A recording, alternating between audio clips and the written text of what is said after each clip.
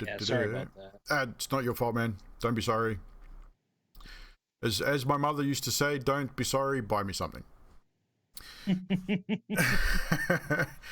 So you entered this manor home. You then started your search for baby Walter. You found yourselves in an upstairs third-story bedroom, dust-covered, long disused. Karis headed for the balcony to find out from the children more information, only to find the street empty. Returning back to this main room, he heard the sounds of a small child coming from a room opposite. Headed over to investigate. And Yas, sort of looking around this main bedroom, looking into the mirror, swears he sees a face. Not entirely sure what it was. He did sort of mention it to the group. As Karis reaches down to grab for the child in the crib, the spectre reveals herself from the mirror and cries, "Don't touch my baby." Instinctively, Karis turns and fires an eldritch blast, striking the woman. Her appearance then changes from one of relative calmness and almost humanoid in appearance to one of more ghastly traits. She retaliates and strikes out with a screeching sound, getting into Grimm's head, causing him to be frightened for some time. Karis tries to plead with the entity to no avail. The group then rally together and defeat the foe, with, I think, Yas striking the final blow. During this time, the blanket had been unfurled, revealing that the baby Walter wasn't even there. So, you sort of, after this series of events, Dastak, growing a little suspicious of this mirror, strikes the mirror with his rapier and cracks and breaks the glass, revealing behind a hidden panel with the Durst family crest on it. With further investigation, you find a piece of parchment, which turns out to be a diary page from Irina, the Durst's family nursemaid, revealing that baby Walter is hers and Gustav Durst's child. They'd been having an affair. Elizabeth had found out about it, and in a craze, it appears that she has murdered Irina.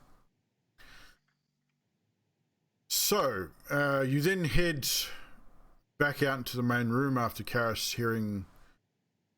actually, no, you don't. You go to the attic. Sorry, you went to the attic room after Grimgash beating the hole in with his axe and foot, revealing the small staircase leading up to the attic.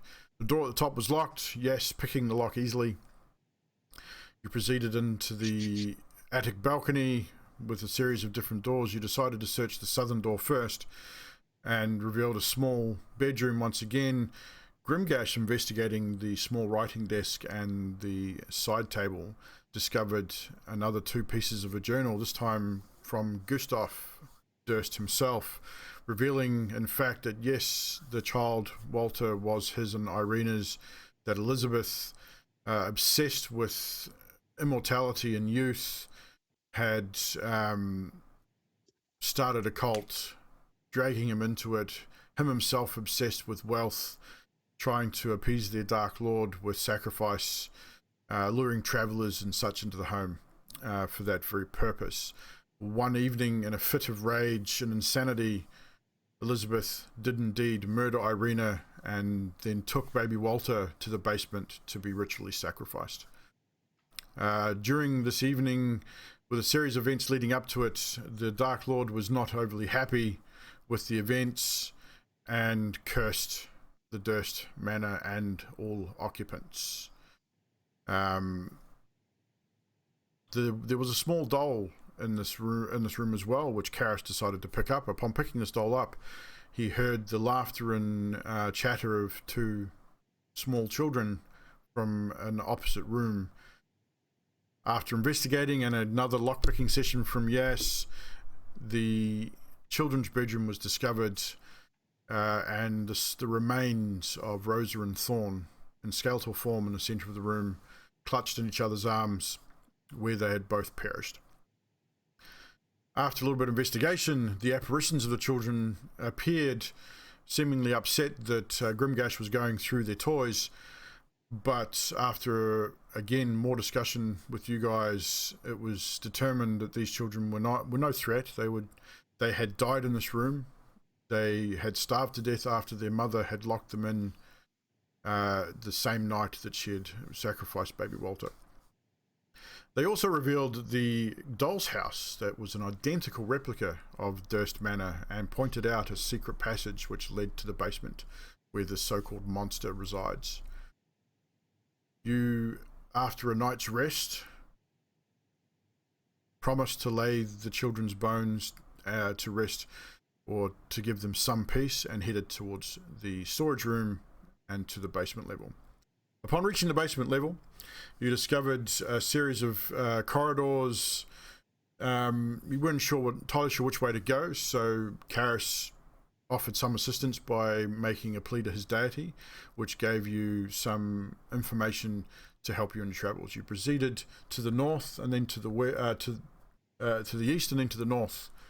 In these catacombs, coming to a small dining room, sleeping area, and then traveling into a larger sleeping area with a small well. You investigated these sleeping areas and footlockers and found some interesting items. Investigated the well also, discovering it was just a simple well. And this is where we rejoin our players and our unwitting heroes as they continue their search in the catacombs of the dungeon level of Durst Manor. So you guys, you were in the let's say it was kind of like a sleeping quarters area of the home. Did I have a map for that one? I think I did. No, yeah, everybody was getting their money. Yep, everyone sort of searched the area and different footlockers. They got a few bits and pieces, and there was to the south there was a small staircase leading upwards, which Karis was sort of waiting for the rest of the group to rejoin him. And that is pretty much where we rejoin the group.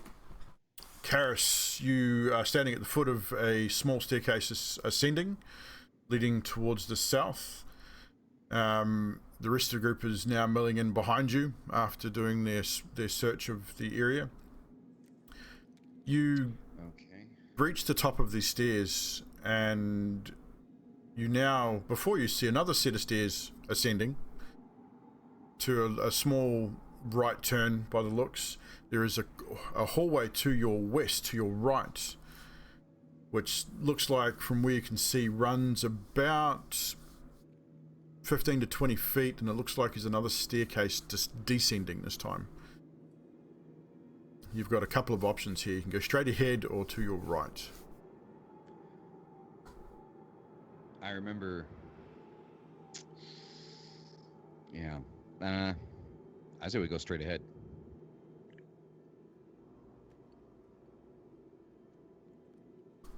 I concur. Alrighty. I'm talking to you guys. Everybody's just kind of like living in another world. Come on. I said I'm still trying to wrap my head around the day. All right, we're good. I'm just kind of following. I concur. I'm still walking up. Like you're all stunned by those jewels that you got. You know, all that money that you got. Well, you know. My eye patch. It's glinting in Right? my pockets. Pay attention. We're all gonna fucking die. So you proceed forward, and you ascend the next set of single. It's just narrow, like it's narrow corridors. It's only about 5 feet wide at this point. So there's only enough. You can only travel single file. So Karis leading the way. You ascend the second staircase. You get to the corner, and it turns to the west, to your right, and to the immediate left of that is a small opening leading into a larger room. Okay, so how far into this room can I see? Standing, if you move into position into the doorway, you can. Is it gonna work? Give me 1 second. Why is it not showing? Give me 1 second, guys. Why is that not working? You broke it. Done snapped it off. Tis broken. Yeah, it's not picking up my gaming PC. That's not good. Uh-oh. Rough already. Really, it's like one of those days. It's going to be one of those days, guys. I can see it. Yep. Like zoink scoops. It's picking up that. Jesus Christ. You got all the voices? There we go. I just had to redo Yeah, I it. got. So, you're standing about here at this little doorway here. Okay. And that is what you see looking into that room. Looking into the room, you see a table in the center of the room.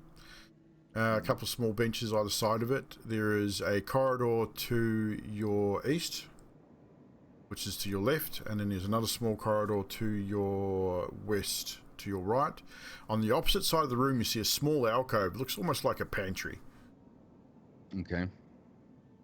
So I can see all of this. You can see all of standing in that. the You can doorway. see all that pretty much standing from the doorway. All right, guys. Well, it looks like a mess hall. All right, and we're on the left side? of the You stairwell? are on the left side of the map. Yep. Okay, all right. So can I see the other? I can still see those other 2 doorways, right? You can see them To the from where you are. left, You're right? standing right in the doorway, so it's only like 15 feet across. It's not a very big room. Sort of 15 feet by 20 foot wide is enough for maybe 4 or 5 people to sort of sit around a table. So you got a doorway, top and bottom, left and right from where you're standing. All right. Well, I say we investigate this. What do you guys think? Yes. So you want to move into the room? Right. We're moving into the room. So you move into the room, and pretty much it's exactly what you perceived it to be. It looks like some form of dining room. There is not much on the table. A few empty plates. Hasn't been used for quite some time. Everything down here is quite dusty, and there's no footprints lying around because it's just there's no one being down here for a long time.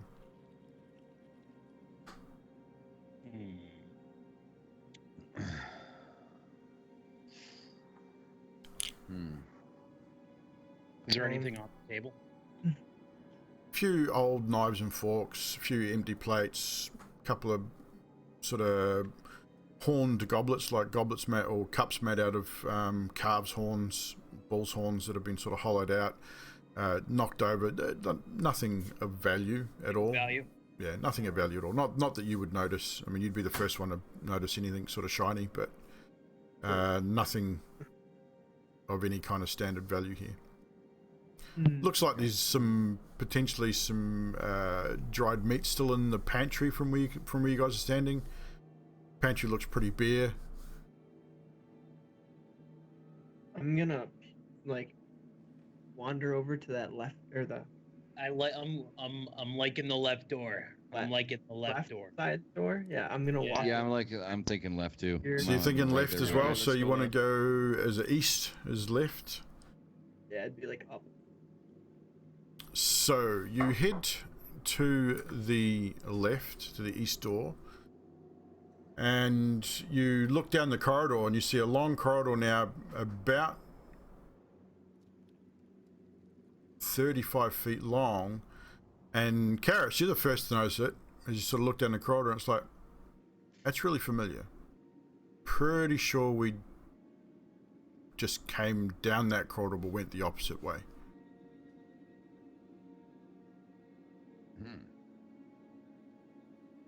If you take a few steps down it, you'll see the familiar right-hand turns to the south where you believe the family's crypts were.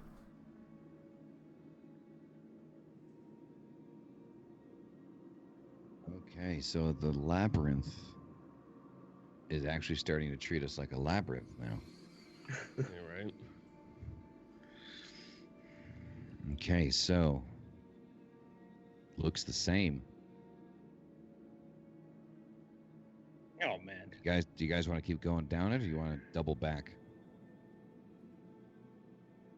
Well, if it looks the same and we've already been in it, yeah, I'd say we double back and try another doorway. All right, we'll double back and go. We're gonna go We'll go Yeah. to the other doorway that was So in you the mess go hall. down. Going down. So you head. Get to the chopper. So you head to you after sort of thinking for a moment, a bit of discussion. You sort of think, no, I'm pretty sure we've been this way before. So you then head to the western doorway, which is down from where you were just seeing on the map, and you come to. I'm gonna find it on my map. I have got to do that one. Yep, it's that one. You walk through. It's got an immediate right turn as you come out of the door, then another immediate turn, and you're now faced with another long corridor. Well, not too long. A bit of a T intersection. You can go to the north, which is your immediate right, standing at the way you're looking at it, which will lead you down another set of staircase. Give me 1 second. We come back to there. So you guys are at the very top of this in the center. So that top square there, you just come out there. So to your immediate right, you can got a set of stairs leading downwards. You've also got a right-hand turn, a left-hand turn, which leads to another corridor, and then straight down, which leads to another corridor. You're also, at this point, standing where you are, you hear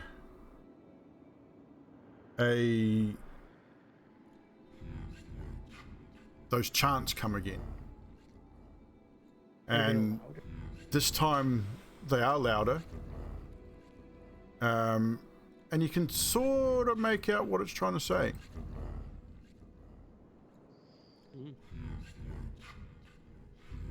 And it seemed... I'll get everyone to roll a perception check for me. Perception. Yeah, let's figure this out. 24. 24 for you. I have a Karis. +5. 20. That's just 1d20, right? 20, yeah, so 1d20 plus your perception modifier. So it's in the skills section of your character sheet, which is the big long box down the center of your sheet. It's all in alphabetical order. So d20 plus whatever your perception modifier is. 19 +5. Logging in now. Here we go. D20 plus 2, right? Yep. 8. 8 for you, and Mr. Yes. Where's my perception? So in your Sorry, I just loaded it. it's all good. So in your the big rectangle box in the center of your character sheet, which is the skills. There we go. Yep. Got it. So d20, whatever that, and plus whatever that modifier is. +6. All right, so there we go. Yeah, you're pretty perceptive. Not that perceptive. I rolled an 11. Not that. So, Grim, you're sitting there going, I really can't make out what that is. It's very low, kind of distorted and echoey through these halls, and it's just noise to you. Karis, Das, and Yas, even with an 11, you can make out the words just on the sort of the echo and the reverb in this place. And it is just chanting over and over again, he is the ancient, he is the land. And it's just really sort of just on, sort of like carrying on the ear. So it's not really loud, but it's not really quiet, so you can just hear it. Do we have a direction? Seems to be coming from almost everywhere. And it's been like this since when you first entered the crypts. You could hear it like off in the distance, and again, even no matter where you are in the place, it just seems like it's always there. It seems a little bit louder now than what it did before, but it still sounds like it's coming from everywhere. It's like echoing off the walls. Yeah, kind of yeah. thing. I mean, this whole place is solid rock, so it's coming from everywhere. So now you got some choices. You can either head to the north down the staircase, or to the south, which is a small corridor leading to another corridor, or you can head to the west down the longer corridor.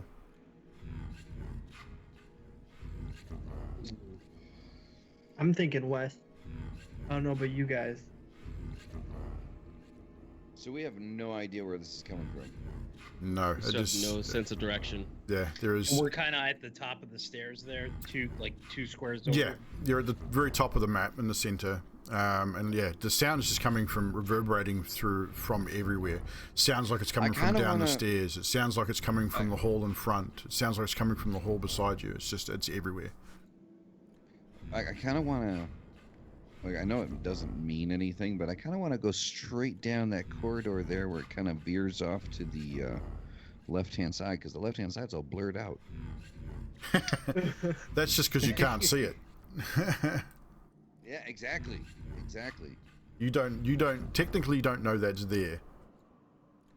Yeah, I know. Because you can't see that far. That's why it's blurred out. Well, I mean, I can see that. What do you guys there? So what do we see beyond those stairs, though? Like that's stairs pretty down. much it. They go down, and it looks like another T-junction leading left and right at the bottom of the stairs. Oh, shit. Many options. All right, guys, what do you think? What do you think? Consensus. Let's go.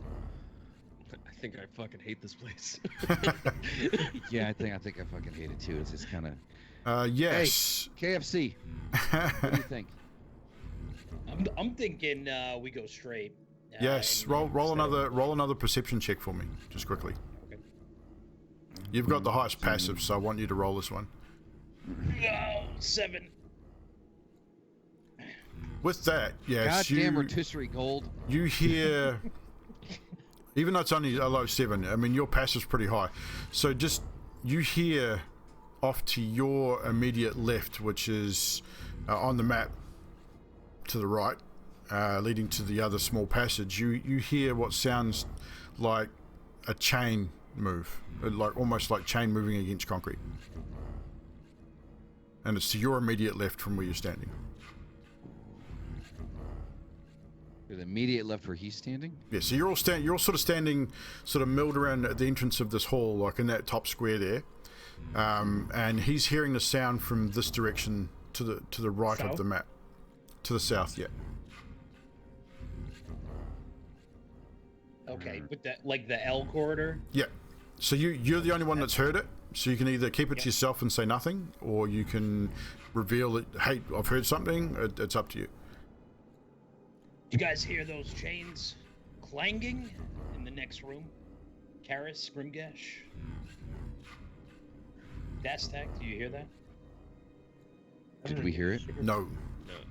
I heard it. I don't hear it. Yeah, I hear some type of metallic metal scraping against the ground, and it sounds like it's attached to something. What do you say? What do you think we do? Let's follow it. We've been suicidal up to this point. So far. All right, so I'll investigate. You're going to investigate? So you proceed to the south. You head down the small corridor, you take that small right turn, and then those chants still echoing throughout the halls. You then find yourselves standing at the top of this room. You come in at the top left up here. Oh God. And the moment you sort of step into the room, the first thing you see is a skeleton, humanoid skeleton, chained to the wall. Stepping into the room, further down towards the back of it, you see another skeleton chained to the wall. Turning to your right and scanning the room. Does anyone have a torch lit, by the way? Because I was just gonna say, there is no torches at anything at all down here. This, so I would light it up. yeah, I mean, I'm assuming you guys would have had a torch lit the whole way because there's no lit torches here at all. Well, I said we didn't discuss that, but afterward, yeah. Yeah, so I didn't light my spell back up, but yeah, Oh shit. that's right. You had the dancing light spell, didn't you? Yeah. yeah. But when Karis started his ritual thing, I didn't set it back up afterwards. So I was That's the just saying, where if I you start started? seeing skeletons, I was going to start it if I Okay. noticed that. Yeah, well, the whole place is dark. I mean, some of you got dark vision. Even with dark vision, there's just no light source down here, so it'll be pitch black. So you do need to have a light source going. So light a torch or light a spell if you just let me know. The torches will last for quite some time. So, with one torch you probably do. So Okay, Grimgash, you gonna light the torch and lead the way? Yeah, I'll light the torch. Okay, so you light the torch, and as you step into the room, you notice around the wall more skeletons, all chained to the wall. Across the room where the two stars are, you see two statues. One of these statues, when we find... So this room is festooned with mouldy skeletons that hang from rusty shackles against all the walls. A wide alcove on the south wall, which is the big cutout area there, contains a painted wooden statue carved in the likeness of a gaunt, pale-faced man wearing a voluminous black cloak, his pale left hand resting on the head of a wolf that stands by his side. In his right hand holds a smoky grey crystal orb. This room's exit is to the west, has exits in the west wall there. The chanting can be heard sounds like it's coming from that west hall.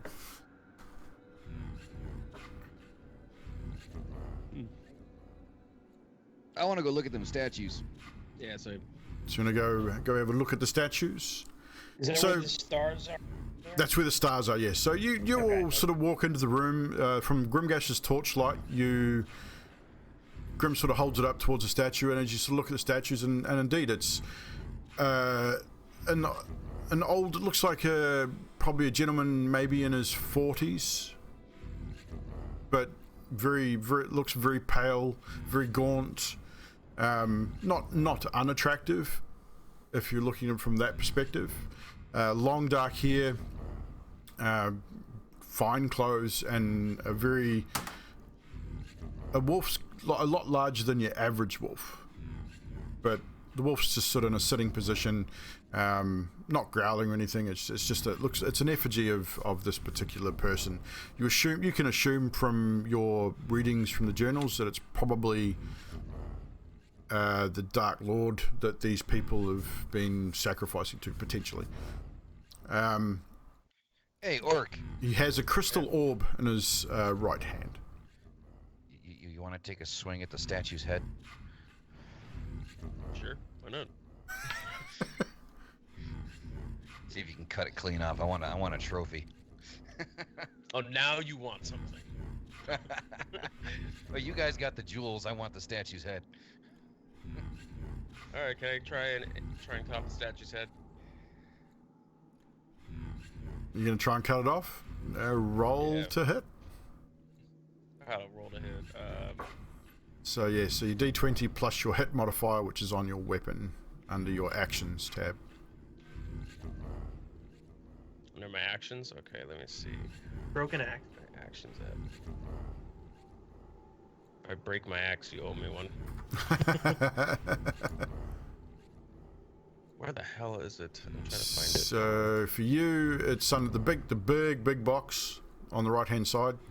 Yeah, I got it. All right. So your great axe, so it'd be +6. So great axe, it'll be +6. Okay. +6. Oh, what? 19. So Grimgash hands his torch over to Karis, who's goaded him into having a go at this wooden statue. And Grim, you raise your great axe, swing back, swing forward, and you hit it right just on the sort of the clavicle, just above where the neck should be.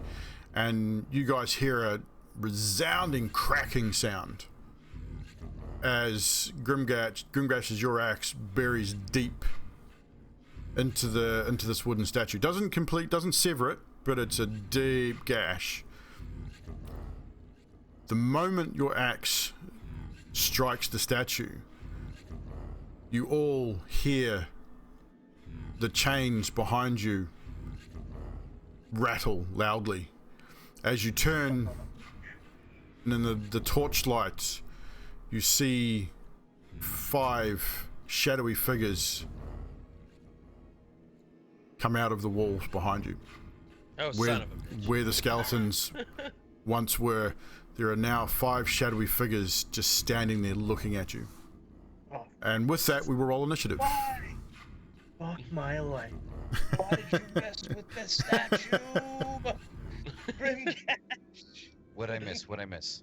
God damn it. The moment Grimgash's axe struck the statue, from behind you, you hear the rattling of chains, and as you turn and in the torchlight you were carrying, 5 shadowy figures reveal themselves from the shadows of the walls.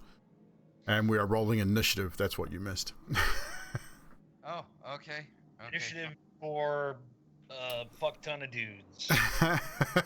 But Only Did he, 5. did he at least get the statue's head? No, he did No, not. he subtracted it. Like it's almost off, but not severed off. Where in It the did- hell is initiative? It's the one right Next next to to your your AC. armor class area. Yeah, it's right next to your Okay, there armor, it is. right I next to your found armor it. class. Yeah. I found it. So, I rolled 17. God damn. just give me 1 second, guys. I Now who's at the need low end to. Um,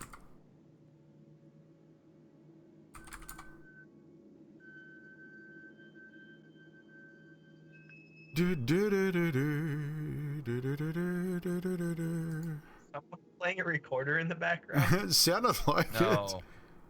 No, that's here. Sorry about that, guys. That That is is actually, so here there's a thing that is Oh, yes, I remember that.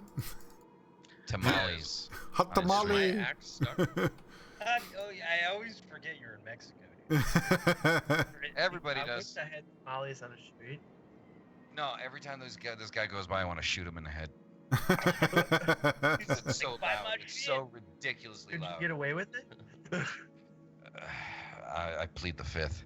Right, so, Karis, what was your initiative? 5. 5. Yes, what was your initiative? Let's see.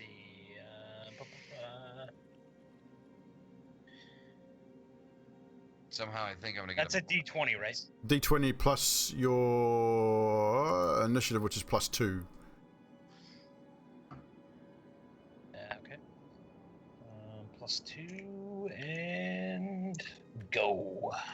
20. Let's Woo, go. 20. Well done. Grimgash, your initiative. 17. 17, and Dastak. 19. Some good initiatives there. Right, so I'll just Never mind. quickly set up the Start, battle boys, map. good Be start. right back. Getting worried for a minute there. I thought he Still said a we little, weren't gonna I'm get still a into a little fight. bit worried. A little You bit. are getting into a fight. We Yeah, I are. thought he said we were going to have no battles today. I'd said you might. DM said. We're having battles and we're gonna win them. We're No. There's Remember, 5 this of is them. This is Evildoa's D&D. Evil just may happen, okay?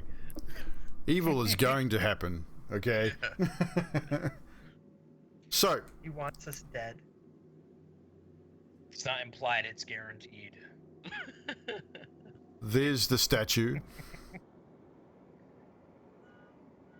So you got the statue there.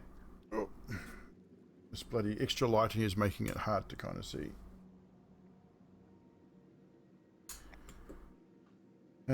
We have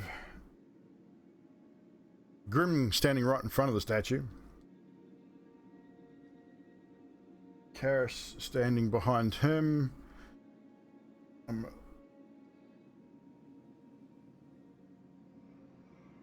And you guys opposite over here. So just to give a pointer, Grim, we've got Dastak, Karis, and then at the back there we have Dastak. Alright. For fuck's sake. Holy Tamale shit. man! Tamales. Tamale man. Do you ever just buy one to Tamales. shut him up and tell him to like like never come down your street for the rest of the day. You now find Like, yourselves. just so you don't come back. You now find yourselves surrounded by the shadowy figures. Yes, you have the top of the initiative order. These shadow figures, where you're standing right over in the corner there, you have a shadowy figure step out of the wall right beside you, and it just doesn't make any sound. It just sort of drifts out in front of you, and you sort of look and turn, and you sort of look into the darkness of the shadow, and all you feel is cold. What are you doing?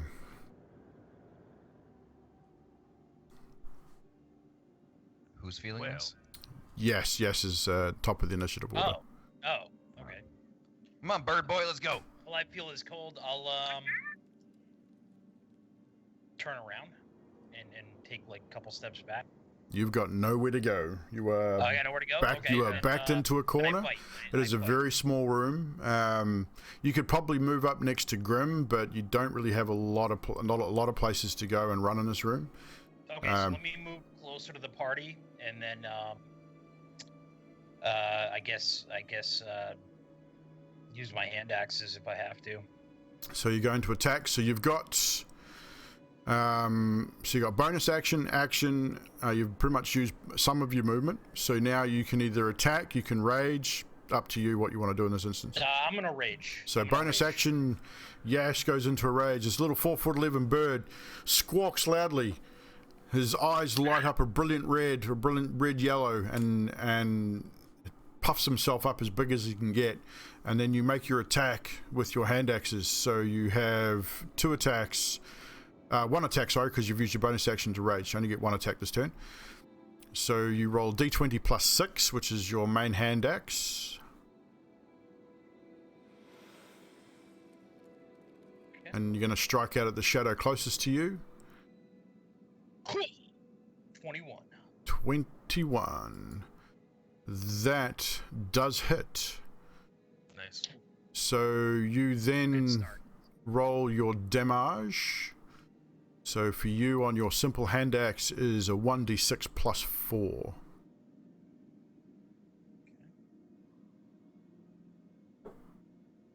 10. Max damage. 10 damage with a single strike. Yeah, strikes out with his hand axe at the shadowy figure that's stepping out the wall behind him, kind of freaking him out a little bit. He turns, he rages, fires in with that attack, and you see him sort of slashing through this ghostly figure. It seems to dissipate, sort of split itself apart, and then sort of pull itself back together slowly. But it's definitely taken some damage. Yes, that is pretty much your turn over, sir. You can't really do much else. Dastak, it is now your turn. Grimgash, you're up after that. Dastak, hit him with everything. I can't use my bow in that close proximity. You can, correct? but it'll be at disadvantage. Oh, well, rip. Oh, shit. Well, I have a question. Does it automatically put in my archery spec? Yes. Or do I have to add that to my No, bow? automatically adds it. So you'll see with your rapier you're a +3, but with your bow you're a +6. Okay. Well, I'm going to use my rapier. So roll to hit with your rapier. So you can have 2 attacks. Your attack action for your main hand and bonus action for your offhand, if you wish. I don't get to add the... You just don't get to add the modifier to your offhand. So your roll to hit for your rapier, which is your main hand action. And which one are you striking out with? You've got one to your left and to your right. So you've got one sort of right there between you and Yas, and you've got one which is right beside you as well. Is the one that Yas hit the one that's in between us? No, yes, it is. So Okay, that's the one that I'm going to hit. you can go for that one, the one that's already been attacked. Yep. Cool. So roll to attack. 12. 12 does hit. Nice.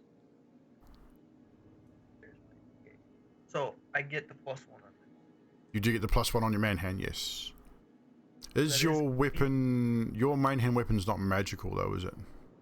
No, it's just a normal rapier. Just a normal rapier. Yep. Cool. It's 2 damage. 2 damage. That one. But did you strike out with your main hand rapier and you lunge forward, and you feel like you've hit it, but it just doesn't seem to take the damage that you would expect. Now you're offhand. If you're going to use that as a bonus action, or you can bonus action something else.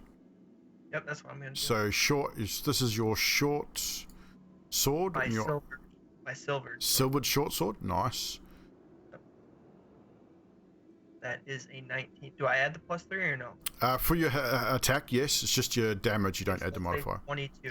That hits. So just a 1d6 damage on that one.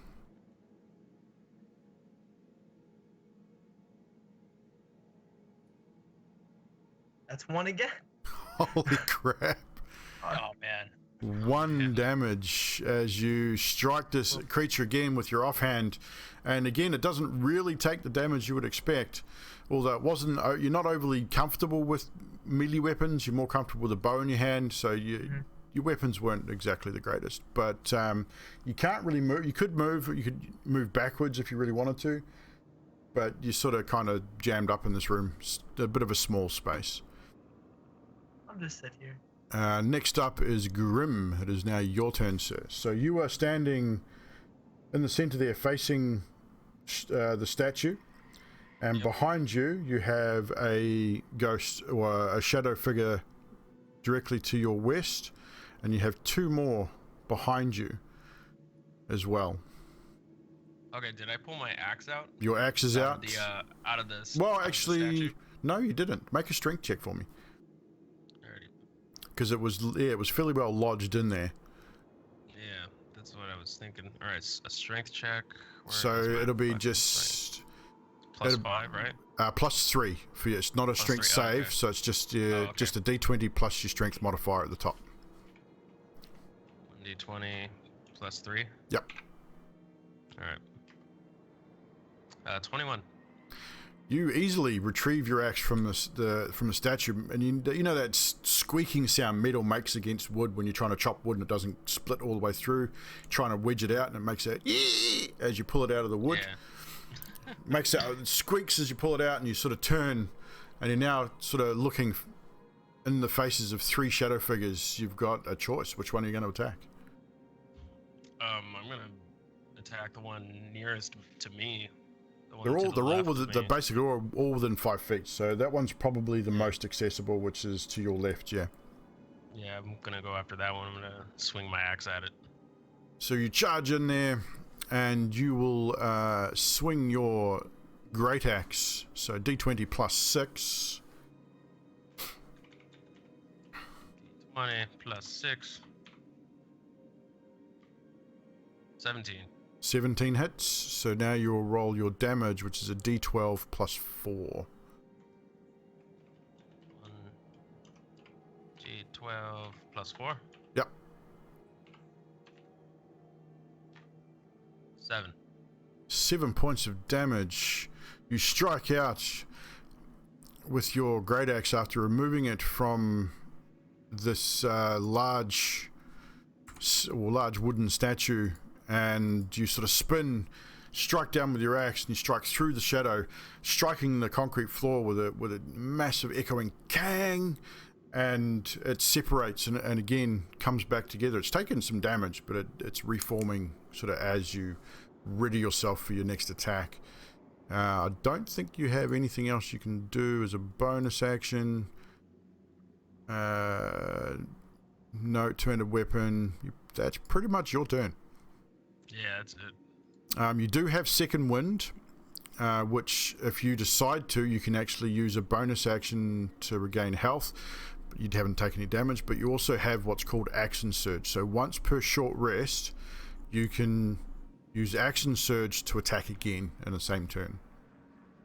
Ooh. So if you wanted to, you could use it now and attack a second time, or you can save it for a more crucial moment. Up to you. I'm gonna save it for Save a it? crucial moment. Yeah. Roger. So with that, it is now the shadows' turn. The shadows all sort of convalesce and move in.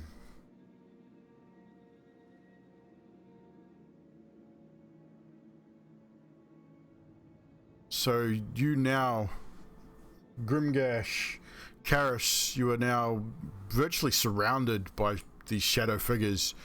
The first one is going to strike out at you, Grim.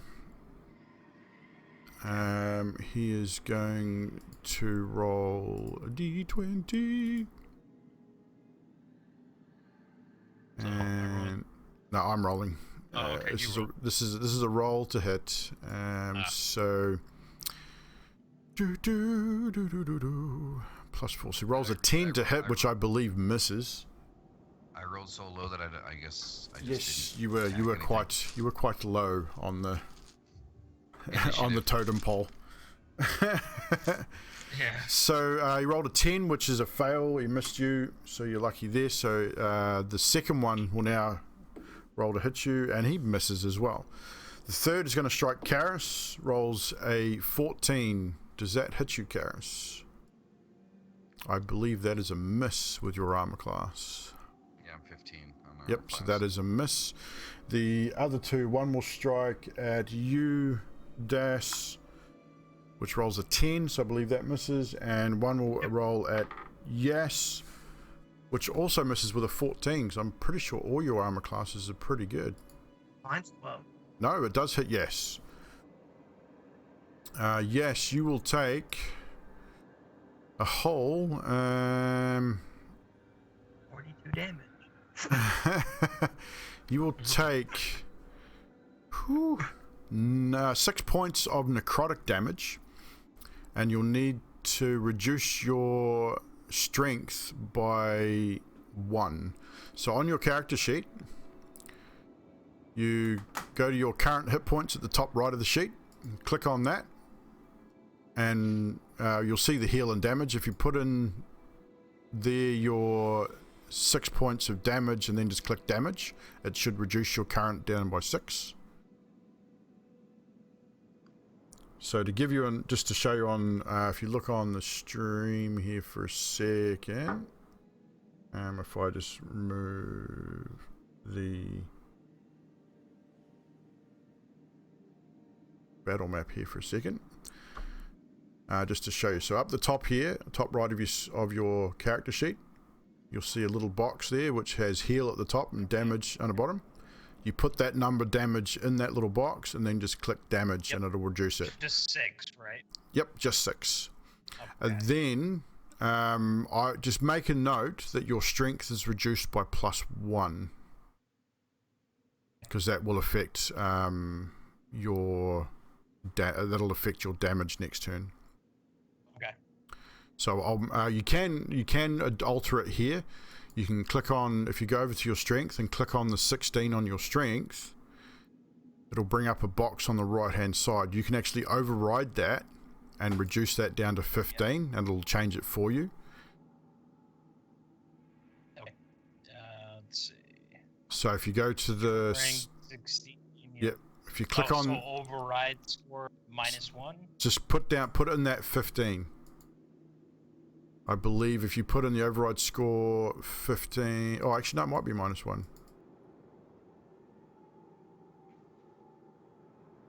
Yeah, if you put in that no, holy crap.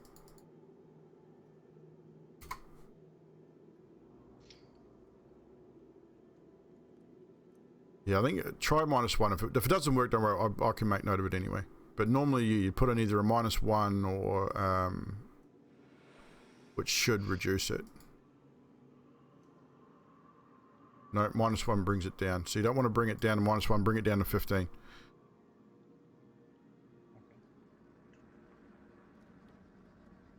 Okay. There. Actually, no. So, did it work? Yep. Yeah. Total score is now 15 for the total. So yes, so that brings your total, your strength should be 15, and your modifier should be, no, that didn't work. Base score. Oh no, it did. That's right. So the total score should be 15, not 16, right? yeah, and it should show on your sheet as well. Yep, it did. Cool. So that'll affect, if you look at your actions now and look at your roll to hit on your sheet, it should actually affect your roll to hit. Your roll to hit should now be +5, not +6. Yep. Because that's reduced it's reduced the damage, reduced your strength modifier by that. So because your attacks are all based on strength.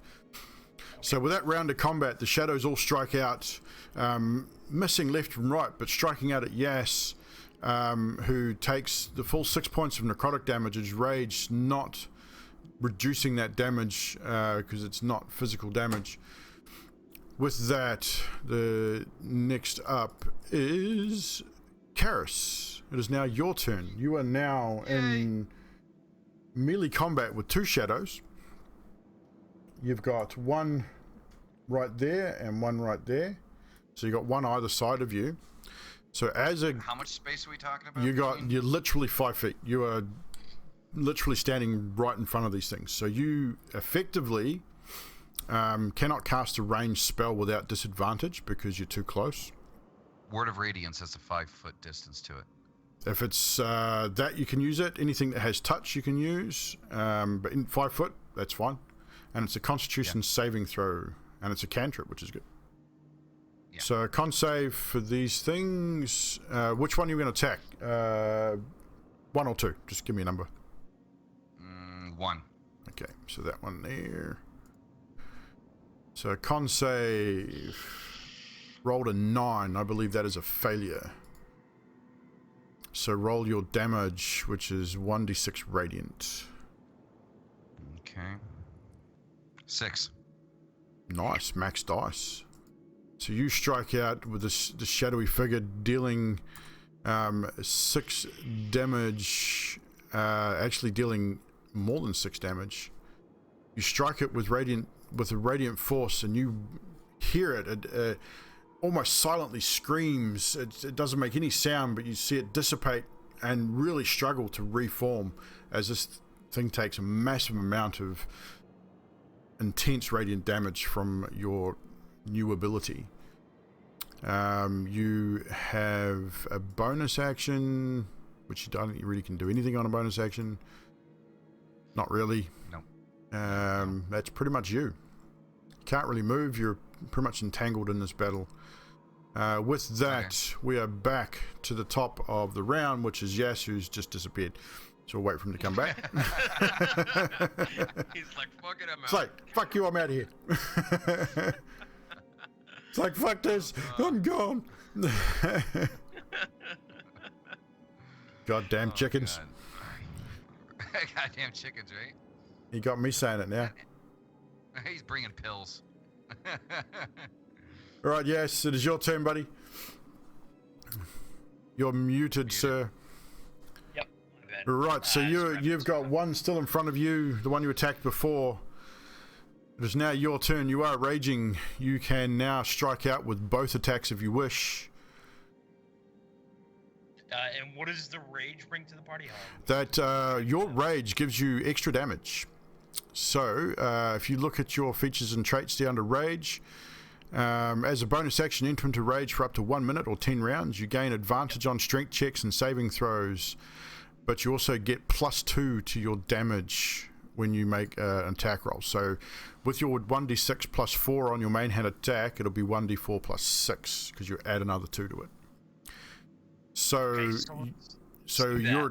Let's hit up with both hand axes. Yep, so you strike out with your first one. So you roll a d20, which is +5 this time because your strength has been reduced. Okay, 1d20 plus +5. 18. 18 does hit. So now you're rolling 1d6 +6 because of your rage. D20 plus 6. No, d6 +6. Sorry. Yeah, you're rolling Because damage he's an now. angry chicken. He is an angry chicken. I am Yes, hear me roar. hit him with a 10. You hit him with a 10. Your first hand axe strikes out at the target you struck before, and you watch it and dissipate and completely disappear as you Yes. remove the first Is my combatant from the battlefield. You now have a second attack. You have another creature that's within melee range, so you can turn and strike that with your offhand attack. So roll again, 1d20 plus 5 to attack with your offhand. 20 plus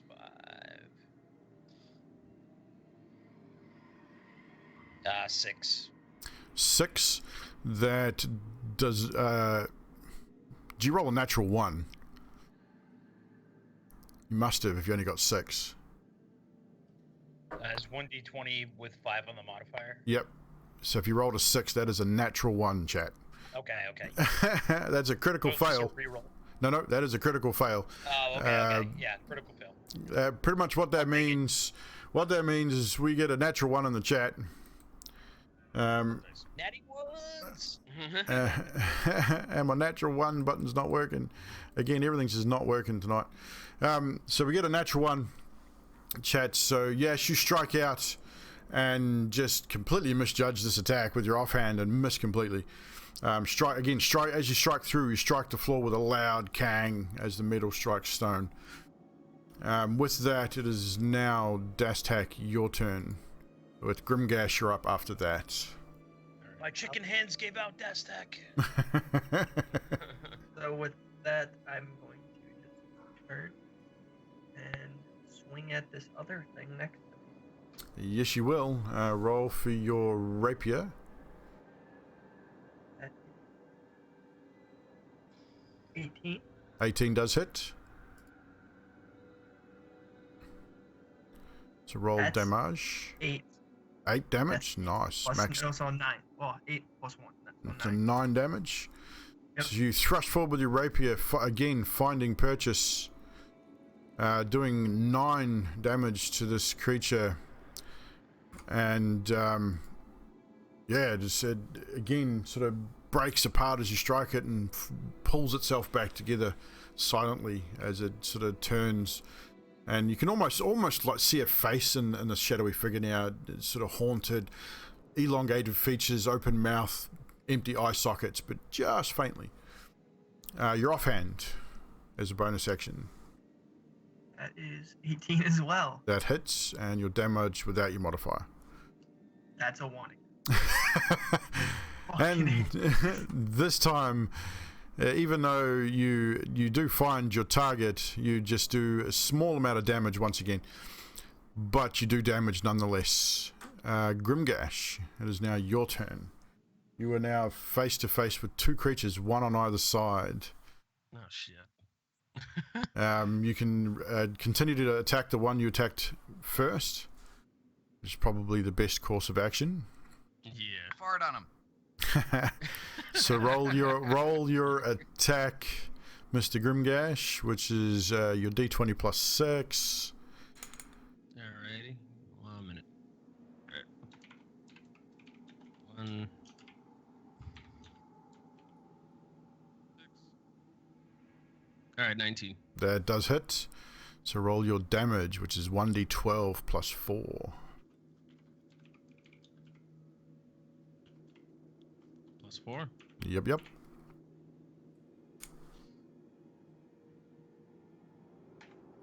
13. 13 points of damage as you strike out, pissed off that you didn't kill it the first time, and deal a deathly blow to this entity as you strike through it. Again, as it disappears and returns to the shadows from whence it came. He's murder. He is murdered. So with that, you strike for again. You strike right through, hitting the stonework with your axe, because there's nothing really corporeal to hit, but you sort of feel something as you go through it. But strike through to the floor again with such force, sending stone chips flying. Next up is the Shadow's turn. So the first one going to strike at you, and another natural 1. So Grim, you escape damage with a natural 1. Next one is a 9 on Karis, which misses, and the last will be against Dastak, which is an 11, which I also believe misses. Holy crap. Bad rolls. Time to change dice. So you all escape damage from these entities who can't seem to hit you for trying. Karis, it is now your turn. I still got one of those really close to me, don't I? You do.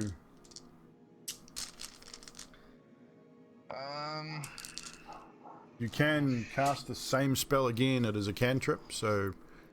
Yeah, let's cast the same spell again. I'll do... And you have noticed with your perception and with the radiant damage, you notice that these things took a lot of damage from radiant damage. It just seemed to take more damage than normal. So with that, you would be pretty aware that it's probably the best course of action. So another con save from the same one you attacked before. Yeah. Rolls a natural 10 plus 1 is 11. So what's your spell DC for your cleric? 11.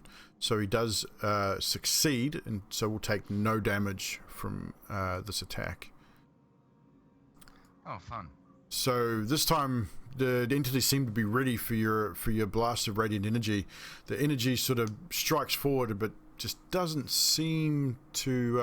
actually, you get disadvantage. Let me roll one more time. No, he will take damage. Roll your damage. Being radiant damage, disadvantage on it. So. 4.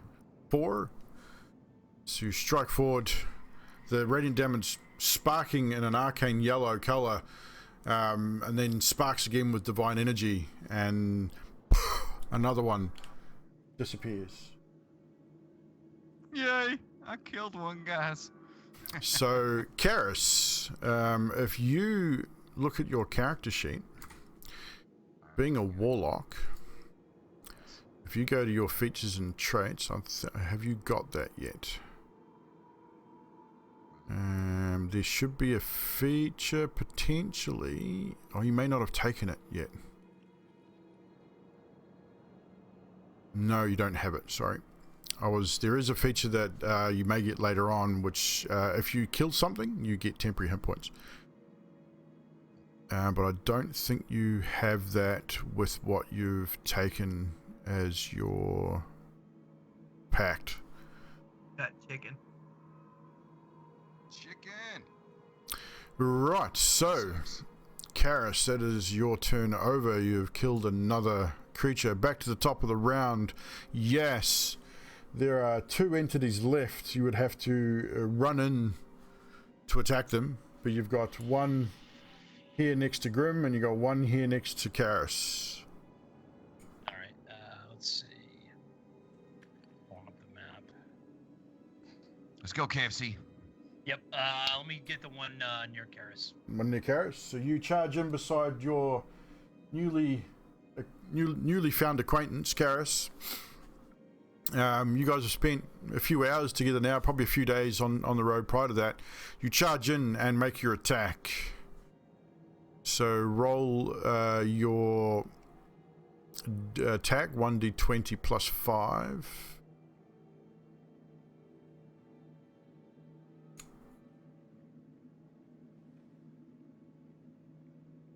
And that would be 9.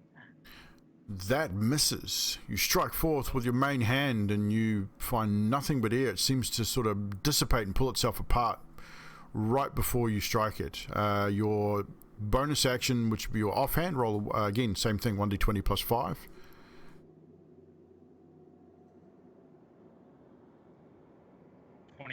That does hit, so roll a d6, please. D6 plus 2, because you're raging. 3. Oh, another natural 1 on the damage. Ooh, you're not having much luck with that, but you do find purchase and you do damage as you strike forth with your offhand axe. You've moved in, you're still raging. Dashtak, you are now on board, sir, with a mouthful of food. I was really hoping he'd kill it. Well, Your turn, Dastak. actually, which one was the strike? Actually, no, sorry, he did kill it. I took the damage off the wrong one. Oh, So yes, another I as you didn't Yes, you kill this entity, leaving one entity standing. So, Dash, Well, you with now that- have an entity at range. Yep.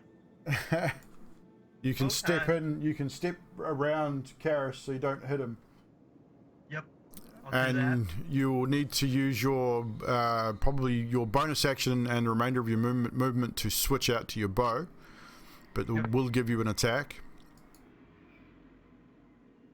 Nat 20. Nat 20. The 26. Nice.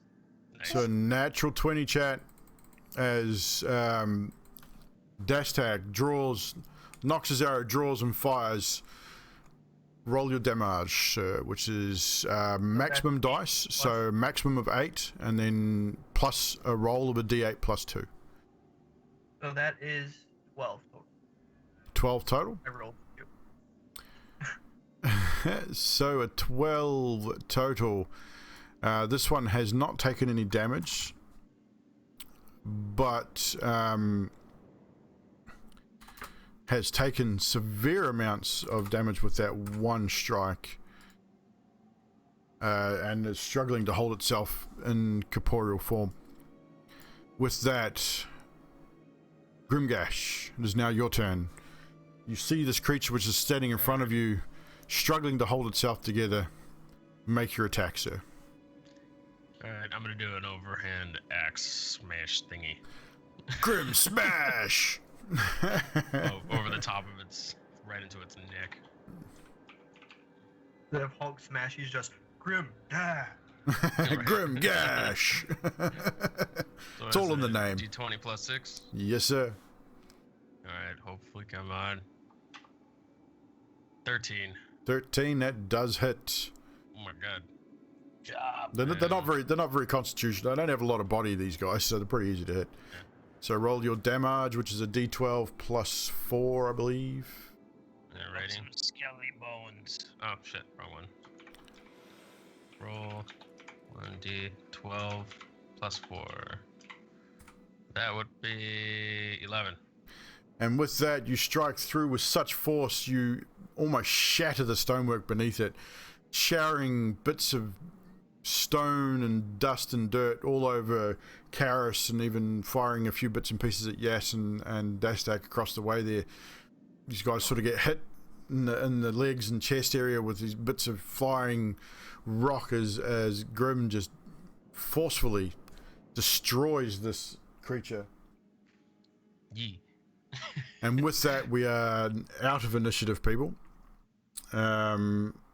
So, well done. That is your combat over. Oh, thank Yay. God. You defeated the shadows, and I think the only person that took damage was Yas, which wasn't a lot of damage, but it was a little bit. God. What, 6? About 6, yeah. So, but you did take that reduction in your strength, which remains. Necrotic, yeah. Yeah, which your reduction in strength remains at this point. I'll let you know when you regain that if you do. So yes, so guys, you are now standing in this room with this effigy of this humanoid and the wolf. These spirits have just sort of come out of the walls at the touching of their dark lord. You can only assume that these are the angered spirits of the cultists, potentially even maybe these poor humans that have been chained to these walls and have died here. You're not entirely sure, but that is the initiative over. So what are we going to do, ladies and gentlemen? Alright, You are you to still be want that feared. head? Yeah, I do actually. Like That's the attack. Oh god. Oh my god. Let's see what happens. So you're going to attack it again? You wanted me to attack it again? Yeah, Or do you might just as well wanna finish just what rip you the head off? started. Can you just rip it off? Do you think you got that? I don't know. One quick swing. You can certainly how try. far- how, is it like half off or No, like it's more than the blow was pretty forceful, so I would say you've got a pretty large axe wound, probably about halfway through. Right, let me throw another axe at it. You're gonna attack it again with the axe.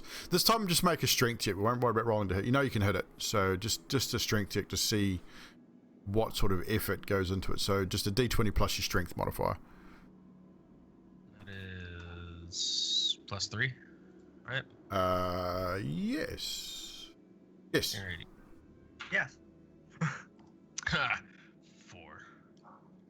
Damn it. You've put so much effort into destroying these shadow creatures that you lift your axe up and you don't even bother, and you sort of lift it up and go, nah, it's not really worth it. Well, there we go. All right. Let's move on then. In the back of your mind, Grim, you're sort of thinking, shadows, hit statue, No hit bueno. statue, possibly more shadows. Yeah, no, I'm good. Yeah, exactly. It's like, this is suicidal. Oh shit. Can we check around Evil. the statue and stuff? Yes, you can. Evil. Alright, Hold up, I'd like Savage. to Hold up. investigate around the statue. Roll a first. Are you just going to look around the statue specifically, or the whole room? Just around the statue. Just around the statue. So roll investigation. Right? So on your sheet, it'll be in that skills section. It's +2. That's correct. 14. 14. You have a look around the statue, like you have a good look. You don't touch it this time. You sort of think, maybe I'm just not going to touch it, but I'm going to have a good look. You look around the statue, around the base of the statue. You have a good look at the statue itself. It's pretty well carved. Fairly sturdy. Obviously, with the giant axe wound in its neck, it's still pretty strong. The crystal ball, as you sort of get to the right hand, it doesn't look magical to you, but it looks like it might be worth something. It's crystal, so it might be worth something to take. If you, I mean, it could be. You don't know, but you don't really find anything else unusual about the statue at all. Just that crystal ball in the right hand. That looks like it could be valuable. Gosh. Yes, I do like money. Yeah, yes Lots would have of been gold. yes would have been the first one to notice the shiny. Oh yeah, I could see it from a mile away. I wanted to get you all in on it, and hopefully we can all fight it together and see what this thing holds as far as value. If I could see it from a mile away. Says the bird boy that can't land a hit. Hey, I landed plenty of hits. I took down a few creatures in my time, recently even. Kind of like I took down your mom last night. Oh boy. Let me buy this man a beer.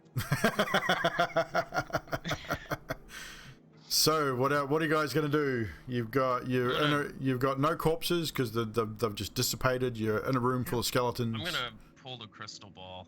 You're going to reach for the crystal Pick it ball. up there. Yep. I'm gonna So get it out- you get it reach out there. your hand and you take hold of that crystal ball. The moment your hand touches the crystal ball, it feels cold. It's glass, it's crystal, it's gold. So you pull it. It's got a bit of heft to it. You're not sure what it'll be worth, but it could be worth something. You look around the room, just waiting for something to happen, and again from the walls, nothing happens. Okay, good. It's a crystal ball. I'm gonna get it. And I'm gonna toss it to Karis. Okay. Is what can you? What? Is there anything going on with it? Anything? First of all, anything magical? Grim, make a dex check to see how well you throw it, and Karis, make an athletics check to see if you can catch it. Oh shit. Probably not. So Grim, you're making a dexterity check. So it's just a d20 plus your dexterity modifier, which is +1. Alrighty. And Garrus, you are making a athletics, which is D20 plus 1 as well. Oh shit. What'd you get? 14. 5. The throw was bad. Like, he sort of turns and it sort of underhands it to you, and it almost slips out of his hand as he tosses it to you. But you're pretty quick on the reflexes here, and you sort of lunge forward half a step and reach out and catch it one-handed, almost toppling off balance. At least I got it. You did. You got it. Trying to pull here. So, Okay. what specifically You are worked you on it as a looking for? ballerina. Sorry. And you look like a court jester. What are you doing clowning around? Let's get back to it. So, what specifically did you want Karis to look for, Grim? Just to see if it has any type of magical properties or anything. Since Karis. it's one of his specialties, I guess. We don't have identify. You could make an Arcana check to see what you know about crystal balls and whether they do have any use in magic. Okay. So an Arcana check, which is +2. Plus add your proficiency, because being a caster, you'd have a decent knowledge of arcane, and you're proficient in it. So make it +4. Plus 4, all right. Yeah. 21. You look at it and you know, I mean, your studies of the arcane and necromancy and everything else, you know that it can be used as an arcane focus. It's not worth a whole lot. It can't really be used for anything else. It's probably worth around sort of 20 to 30 gold pieces to a mage or a caster who might want to use it as an arcane focus. But you have no use for it. You've got your arcane focus. You know that it's probably not much good to you, but it could be worth something. Well, it's not going to help us on the mission, but get about 20, 30 gold out of it. There's Very somebody good. that wants to use it. I would suggest you sell it. You But- would. I'm going to hold on to it, though. So yeah, just make a note, Karis, that you now have a crystal ball. I think it's in D&D Beyond if you go to manage equipment, if you type it into the manage equipment search, you should probably find a crystal ball in there, I believe. Yeah. And you can add it that way. If not, just make a note under your notes that you're carrying it. Also, Dash, make sure you're marking off your arrows, Oh, yep. just as a reminder. I did mark them off last time, but Yeah. I did not. So just as a reminder to everyone, if you do happen to use a ranged weapon, either something that's thrown or a ranged weapon that requires ammunition, you do have to mark off your ammunition, and you have to retrieve anything that's thrown, otherwise you will lose it.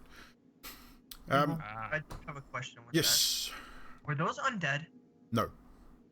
No. Okay. So the Well, technically yes, but not really.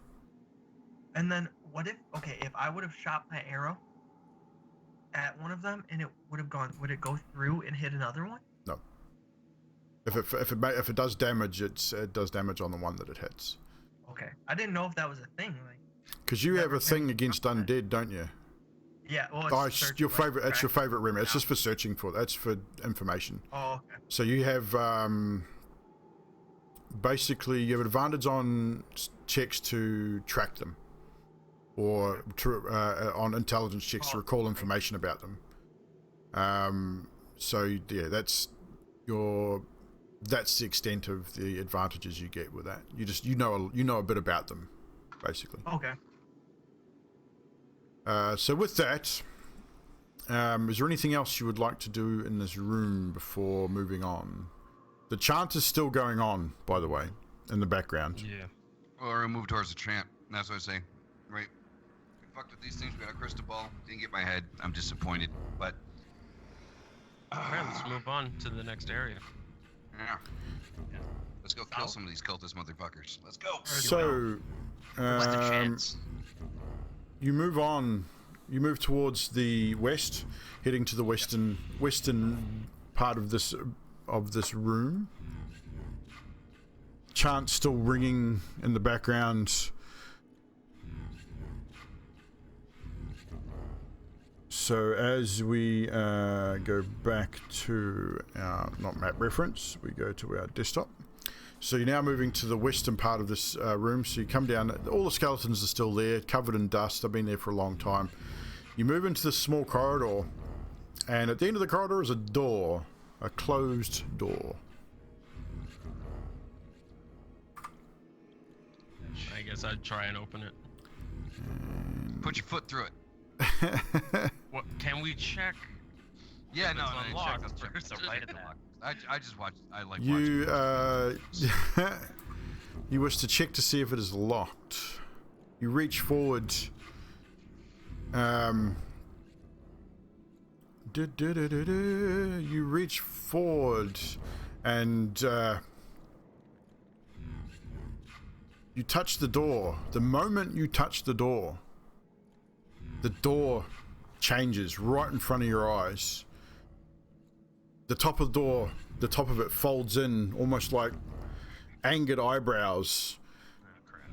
The handle disappears, and a giant maw reveals itself in the center of the door. Large, drooling teeth and a large, sticky tongue snakes out and grabs you, Grim, as you reach for the handle. I need you to make a strength check for me, please. Actually, strength saving throw.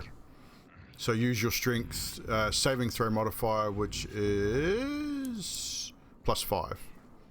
Smack with your balls. Let's go. Alright, so roll 1d20 plus 5, right? Yes, sir. 18. 18. With that, you sort of, as it latches on, it's sticky, gooey sort of mucus from it. It grabs you and it starts to stick. It starts to pull you in, and you sort of you pull it against it, and you pull against it, and you are able to free yourself, and with a sort of sickening slurping sound as you release yourself from its sticky tongue, and you step backwards from it. And you, it's like whoa, and you all sort of stand back and watch as this thing gnashing its teeth and lashing its tongue out. It can't quite reach you from where it is now that you've stepped back, but this thing, this door is just it's wanting to eat you right now. I step back and I put my hand up, showing them how like gross it is to everyone. Like it's so moist. Can I try to hit it with Toll of the Dead? You roll initiative again. Again, yeah, right. Hopefully it's not a fucking 5 this goddamn time around. Well, I hope not. Dirty 20. Just give me a second. I'll 16. ask. Just give me a second. I'll ask for it. I'll ask for your bits and pieces. But I only 16. I have got a 16. pieces and parts. I don't have bits. Shut up. Right. So, crap. You almost had to save you there.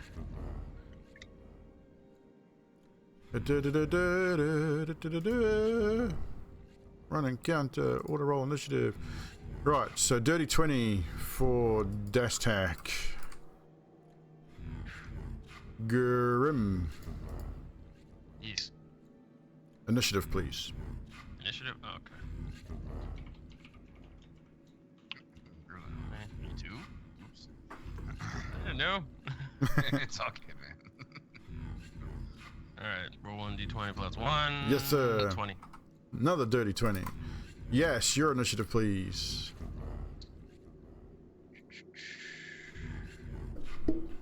What is it? Just 1d20? Yes, sir. +2 for you. Oh, yes. 12. 12. Guys, didn't Furious. expect you to get into another encounter quite so soon. Karis, your initiative. 16. 16. Well done. Nice initiatives, guys. So, Dastak, you get first crack.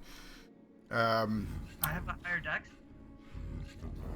You got the highest initiative and the highest dex according to the encounter. So, Oh.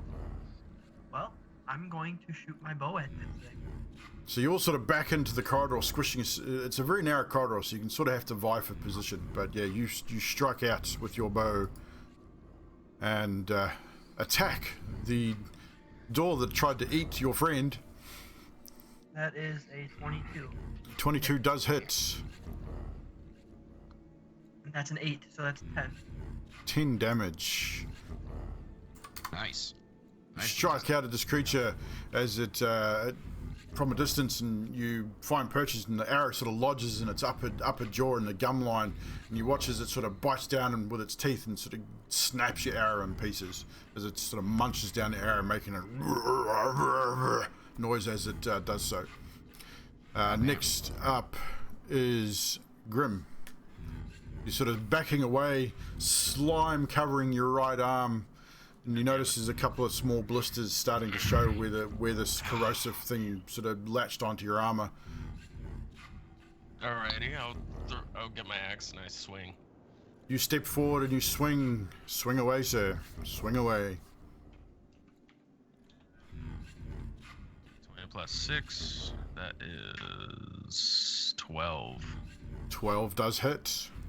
Ah, Now Okay. roll your damage, which is a d12 plus 4. plus 4. It is 15. 15, nice. So 15 points of slashing damage as you strike forward. Pissed off, this thing has started to melt your armor, and you just slash out angrily, dealing some pretty nasty damage to it. With that, you will also need to make another strength saving throw for me, because you had to get into melee range so it can reach you. So it strikes out again with its tongue. Fucking hate these things. So a strength check, right? From Strength saving throw. So yeah, so d20 plus 5. Alrighty. Be 25. Ooh, Nice. nice. I rolled a 20, so you did well. So again, it lashes out with this slimy, mucusy tongue, and this time you sort of it grabs your axe, sort of wraps around the top handle part of your axe right around the head, and you say, "No, my axe!" And you just yank it with all your might and sort of pull back, and now your axe is all covered in sort of this grey, sticky ichor, and it stinks. It's not a pretty smell. Thanks for the sound effects, dude. And with that, Karis, it is now your turn. Yeah, the toll of the dead. Toll the Dead, Yes. which I believe is a wisdom save. DC 13. Rolled a natural 14. Plus 1, so that's 15. So it makes the save, takes no damage. God damn it. That's the your thing with beasts are cantrips, getting man. Stronger. So yeah, as you guys you're sitting there and you hear this bell ring out as Karis sort of reaches his hand forward, hand on his whip, muttering some arcane words, and you hear a church bell, which is kind of weird coming from down here, but it sounds like it's off in the distance, and you see the radiant sort of energy form around the top of this door frame, and then it just dissipates and nothing happens. With that, yes, it is now your turn. I mean, I only have one option, and that's to You have to move use forward. these hand axes. Yep, you have to move forward, and you can throw them. You have got Yeah, I the think option I'm to throw gonna them. far. Oh, we lost you. Now you're back. Right, so you're going to try and throw your axes. Yeah. So same thing. So it's a D20 plus your 5 for you.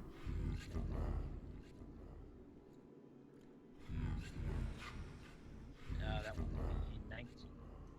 That does hit. So your D6 plus 4.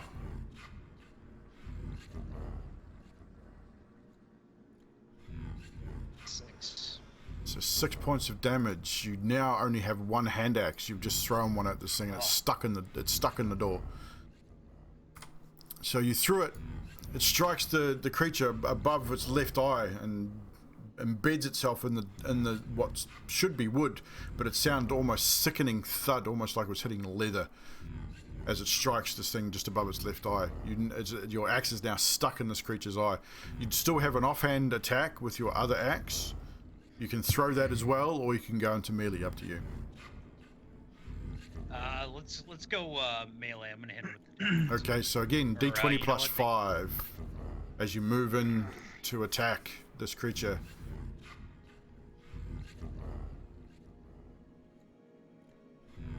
seven.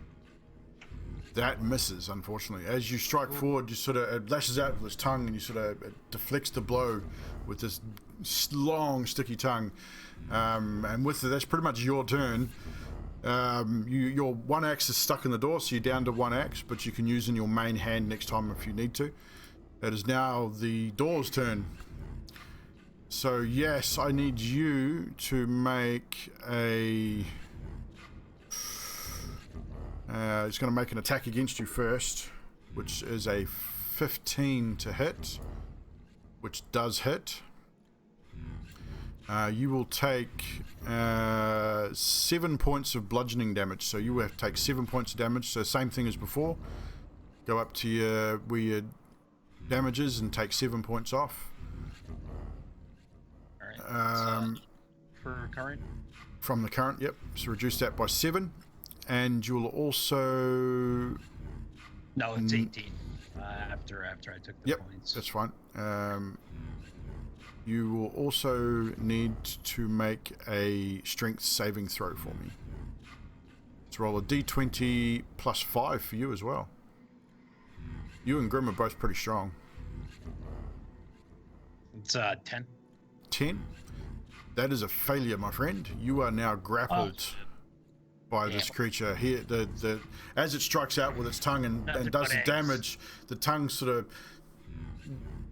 weaves its way up like a python up around your neck, curls around the top of your neck, and literally pulls you into it, and is now starting to draw you into this toothy maw. You guys sort of watch in horror as Yas, this little furry 4'11" barbarian, is now stuck in this thing, being pulled into its mouth. Get me out of there. Dastak, now to the top of the round. Back to you. Back at the bow. Fire away. It's an 8. That is a miss. You strike the door frame just above the creature, shattering your arrow into 3 pieces as it strikes the solid stone. Anything else you want to do? No, not No, really. that's it. Grim, it is now your turn again, sir. Alright, I'm gonna get my axe and smash it right just like above. I guess, I don't know, like I gotta hit it. Do you wanna try and attack it around? Yes, you're gonna try not to hit him. That's fine. Yeah. Roll to attack.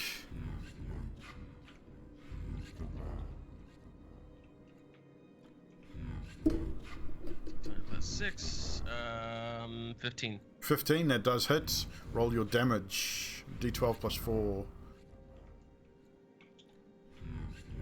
12 plus 4.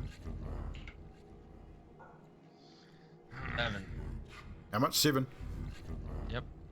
7 points of slashing damage as you strike forward, and you hit just on the right side of its right eye. With that, it makes a con save, which it fails, and spits Yes out on the floor. As it takes damage, it sort of opens its mouth and yes, you drop prone on the floor. So you're now prone, covered in goop. Your feathers are all sticking together. You smell bad. It's a pretty horrible. It's a pretty horrible feeling, and you're now lying on the floor. With that, Grim, I need you. No, I don't. You're good. He's taking his reaction this turn. Karis, it is now your turn. Yes. Yes, it's my turn. Okay. So, quick question. Yes. On the character sheet, so we've got the cantrips, and then right below says first level. Can I use those? You can use those. You're at range. So just be aware that when you're using leveled spells, if you cast, say, a leveled spell that costs you 1 action, you can only then cast a cantrip for a bonus action. You cannot cast another leveled spell. So you can only cast 1 leveled spell per turn. Well, I'm gonna roll with Dissonant Whispers. Cool. Wisdom save. That's a good spell. Wisdom save. Dissonant Whispers is a warlock, so it's a 13 DC. And wisdom +1. That's a failure. So God what damn do it. you, no, it's a failure for me. That means you hit it. Oh. So what do you say as your dissonant whisper? Because essentially, what you whisper a discordant melody that only one creature of your choice within range can hear. So what do you say to the mimic to deal damage? Or to this door? Your mom. And that's what you want to say. That's what you want to say. You reach your hand out and you telepathically, I slept with your mom, and roll your damage. 3d6. Okay. As the creature's sort of eyes narrow as it hears this, and sort of you can almost see it quizzically turn its head to one. The whole thing sort of turns to one side, almost like a dog going. Huh? So a 3d6 means I gotta roll it 3 times, right? Yep. So 3d6 and add the whole lot. Okay, add the whole thing. Holy shit. Really? Wow. It does good damage. 18. 18 points of damage as you Goddamn. lash out with this psychic attack. The creature, and you see it sort of, its whole form twists and contorts with this damage, this psychic damage from inside its head. One of its eyes almost now completely closed over and then bursts loudly as the pain from the inside, covering Yas and Grim with more goop from inside this eye socket, because you're both within melee range. With that, it is now Yas's turn. You're prone on the floor. It'll take half your movement to get back up, but you are able to get back up. You get up. You're now within melee attack range of this thing. You can see it's not looking really good at all. It's looking pretty shit. Make your attack, sir, with your hand axe. D20 +5. Oh man. So I think my net's like having problems. What is it? D20 plus what? 5. 5. 18. That does hit. Roll your damage. 1d6 +4.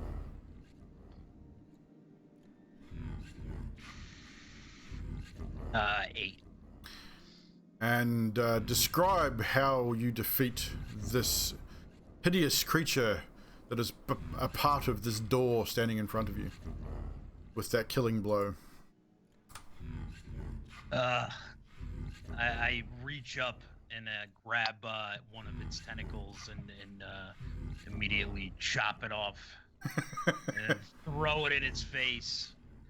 And So, yeah, with that, you guys see that this goop-covered Yas stands up, looks at this thing dead in its eyes, reaches in, grabs its tongue, a sticky, ichor-covered tongue, pulls it out, pulls it taut, grabs his hand axe, raises it high above his head and just strikes down with all his force, severing the tongue at its base. The creature screams out in pain as he throws his tongue back into its maw, and the creature's just spraying the shit everywhere. It's green, purpley looking blood just sprays all over the place, all over Grim, all over Yas, and then it sort of just that one good eye rolls back in its head, and the jaw slackens, and what's left of its tongue sort of lulls to one side as it breathes its last breath. And we are once again out of initiative. And with that, the door itself just starts to crumble and sort of What did we fall just apart witness? and falls backwards into the room, revealing the room. Finally. Finally. Can I just say, totally out of character, Malice is like fucking Craig from South Park. Why? Because it's like, you just like give them the middle finger and then takes fucking damage. I love your mom. Dissonant Whispers, man, it's a great spell. I love it. And with the end of that initiative, guys, and the end of that combat, we're going to call the session there. It was a shorter session because we had some technical issues. IRL shit. IRL stuff happens, but I would like to thank once again my players for coming along and joining us today. Obviously, we had some tech issues and we started late, but it was all good. We had a bit of a discussion at the start of the show. Also, love to thank the viewers for hanging out. Lurkers, you guys are awesome. Lurkers need love too. Don't forget that. You're able to come in and lurk and just hang out, and it's what D&D is all about. Tomorrow morning, aka tomorrow night, for those in the US, back here again, same channel, we'll be doing the second Bowels show podcast that Malice and I are doing. 11 a.m. New Zealand Standard Time, 7 p.m. Eastern, I believe. I think that works out to be about exactly the same time as the D&D, just on the next day. So definitely come back and hang out for that. If you can't hang out, catch the podcast. Pretty much search the Bowl Show where all good podcasts are found, and you should find it without too many problems. Spotify, Anchor FM, soon to be on iTunes, all that sort of stuff. Oh, I'm going to be on that tomorrow, ain't I? Yes, you sir. are. We are featuring Nice. Mr. Deathvale on the show, who'll be talking about his band and his experiences and things that he likes, and the whole alternative culture, all that sort of stuff, and all that kind of cool shit. Yeah. Just don't be Here's- late, please. Here's the thing, though, is that this was a short session due to IRL shit and everything, but it was also there was a lot of action. It was a very action-packed was. session. Super. Which was intense. cool. I mean, you I love guys essentially had two full combat encounters. Yeah. You avoided one, just Oh really? so it could have been Oh 3. shit. We avoided. Damn. You avoided one, just Yeah, I don't think. with yeah, decisions you made. Oh, because Because of decisions you made, I you don't think- avoided one. okay. I'll Because just we're leave gonna it hit the there. we're gonna hit the Yeah, yeah. the statue again. So don't touch the statue. But I mean, I like I thought it said, was there's gonna be still that things to do. hallway. There's still things to do. I don't think that hallway was actually connected. Oh, you So don't. that's Well, what I was thinking. we will find out next session, won't we? When you We'll see. further explore the catacombs beneath Durst Manor. Once again, make sure you guys check out these guys on Twitter at the @the_SBC, at Deathvale on Mix, at Mr. Malice, and at Twin Gates Gaming. Check them out. Check out the respective channels. All these guys are content creators. Make sure you check them out, follow them, sub to them if you can. Deathvale's got a YouTube as well. Go sub to that. Fucking do it. Awesome reaction videos. The last reaction video was awesome. Mama Death crying over music was awesome.